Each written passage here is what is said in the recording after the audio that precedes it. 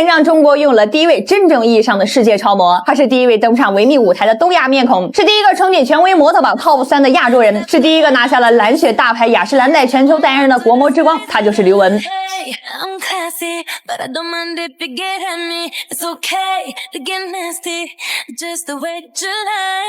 然而呢，就是这么一个把第一拿到手软的模特，她的开局呢却是一手烂牌，没背景，没有资源，甚至连英语都不会说，揣着一颗导游梦就跑去当北漂。今天呢，咱们就来当一次时尚考古学家，深度复盘一下大表姐刘雯的封神之路。很多人以为呢，她的成功是靠运气好啊，是老天爷赏饭吃，但我却认为啊，这刘雯的长红呢，恰恰是因为她没运气。这故事开头啊，充满了意外的味道。1982年呢，刘雯呢出生在这个湖南永州的一个普通的工薪家庭。17岁之前呢，她的梦想呢是当一名导游啊。结果呢，他妈呢为了给她纠正这个驼背的姿势啊，他妈呢给她报名参加了一个新丝路的模特大赛。没想到啊，这个纠正身形的兴趣班呢，竟然让她拿下了湖南赛区的总冠军。于是呢，17岁的刘雯啊，揣着那份对导游的执念和对北京的向往，成了一名北漂。你以为这是天选之女的剧本吗？不是的啊，这是地狱模式的开始。刚到北京的她呢，简直是惨到了不行啊，没钱只能住地下室，没资源，连面试的机会都捞不着。她后来回忆说啊，当时呢这俩室友啊，每天呢都忙着面试走秀，只有我天天在家里抠脚。更扎心的是啊，她那张如今被奉为是高级脸的国字脸，单眼皮高颧骨，在当时呢那个流行锥子脸欧式大双的国内审美里啊，那简直就是丑的代名词。没有工作怎么办呢？她只能去干那些正经模特就根本看不上的体力活，比如这个试衣模特。